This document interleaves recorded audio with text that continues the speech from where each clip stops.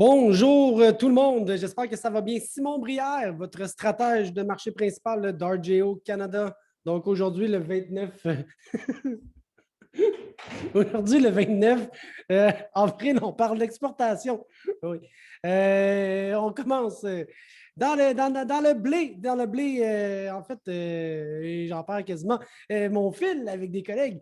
Dans le blé, à 223 000 tonnes, on est revenu, on voit que ça boucle plus sur la nouvelle récolte que sur l'ancienne. Mais enfin, ce n'est pas une mauvaise semaine d'exportation. Dans le maïs, là aussi, ça remonte un peu.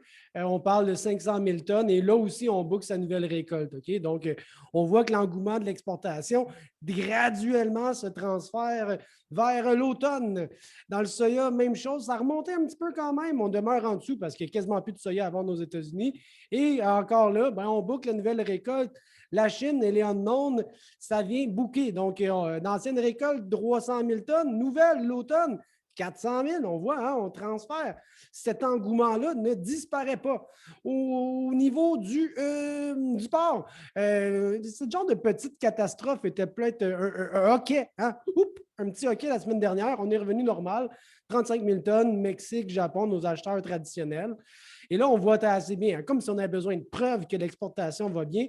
Je regarde le Baltic Dry Index, okay, qui est un indice de transport maritime. On voit, hein, la pandémie a fait chuter beaucoup le commerce, mais depuis ce temps-là, des hausses phénoménales. On est quasiment rendu à 6 fois le prix qu'on avait l'année dernière, quoique ça ici, c'était peut-être aussi une aberration.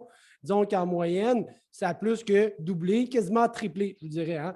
Donc, ces indices-là, le transport maritime coûte très cher. Preuve de l'engouement, preuve de la forte demande d'exportation. Au niveau du LINOG, le LINOG, le prix cash, bien, ça continue d'augmenter à tous les jours. Le prix au comptant, on est nettement au-dessus des moyennes des dernières années. Il faut se retrouver, on s'en va quasiment battre la DEP de 2014. En fait, on est en direction, c'est pas fait. Cet indice-là est très élevé. On voit là, le prix cash actuellement est le meilleur depuis des années. On revient ici justement en 2014 de la DEP. L'abattage américain, on commence à se taler un petit peu, mais on demeure plus élevé que l'année dernière et des moyennes. Le prix, le poids moyen des carcasses se maintient aux alentours du 217, 218 livres aux États-Unis.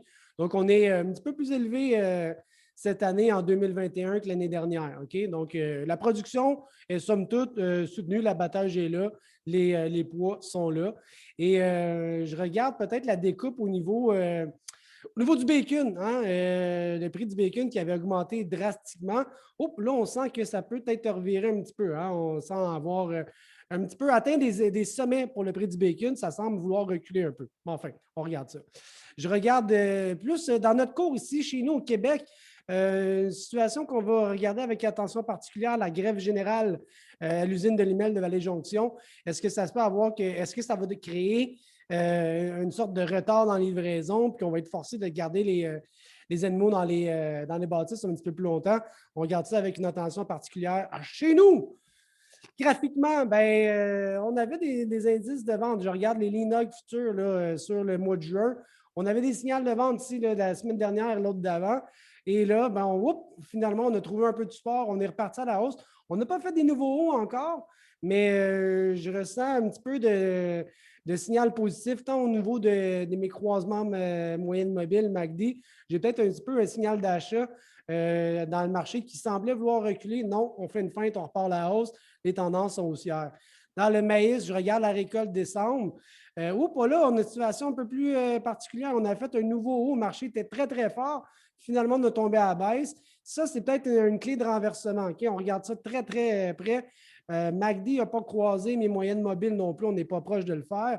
Mais ce genre de mouvement-là, où le marché fait un nouveau haut, puis on part à la baisse après, ça, c'est peut-être un signe de fatigue. On pourrait avoir un repli ou un recul. Ça ne veut pas dire que les tendances sont finies, mais clairement, ici, j'ai de la turbulence dans le maïs. Soya, un peu la même chose, un nouveau haut, une fermeture en baisse. Quoique, non, mes moyennes mobiles, non, mon bagni n'a pas croisé. C'est toujours des tendances positives. On ressent quand même peut-être un peu là, un repli possible, mais même constat dans le blé, un nouveau haut, une fermeture en baisse, pas de croisement. Donc, faites attention ici, là, il y a beaucoup d'activités à ces niveaux-là. Et voilà, pour aujourd'hui, j'espère que ça vous donne un petit coup de main sur votre mise en marché ou de l'information. Simon Brière, votre stratège de marché principal RGO Canada. Bonne journée. Bye.